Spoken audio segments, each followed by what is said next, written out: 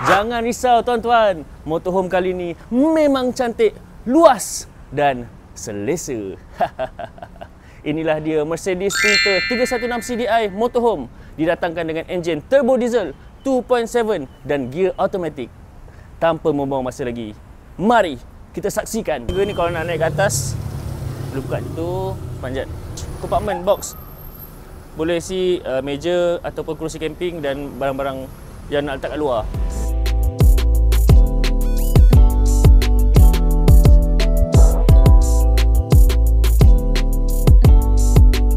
Jom kita masuk dalam pula.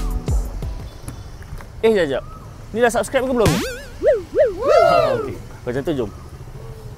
Siapa yang belum subscribe tu, klik link kat bawah ni. Okey, bila kita masuk je ada toilet terus kat sini. Saya memang suka toilet yang dekat sebelah pintu masuk. Sebab budak-budak lepas main pasir, lepas kotor-kotor tu dia terus masuk sini untuk bilas. Jadi ruang tamu sana tak kotor. Bahagian sini je kita kena kemas. Lepas tu air shower dia pun sambung kat sinki juga. Kalau kita nak gunakan sinki, masuk kat sini. Bahagian dapur ada sinki untuk basuh pinggan. Lepas tu ada plug elektrik. Ni stove 3 kepala, exhaust fan untuk asap keluar sini. Nak panaskan makanan ada microwave. Laci untuk letak sudu dan kelengkapan dapur. Ruang makan ni boleh tukar jet katil. Boleh sambung ke sini.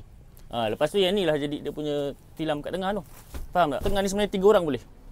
Kalau tukar jet katil. Kat atas pula 2 orang.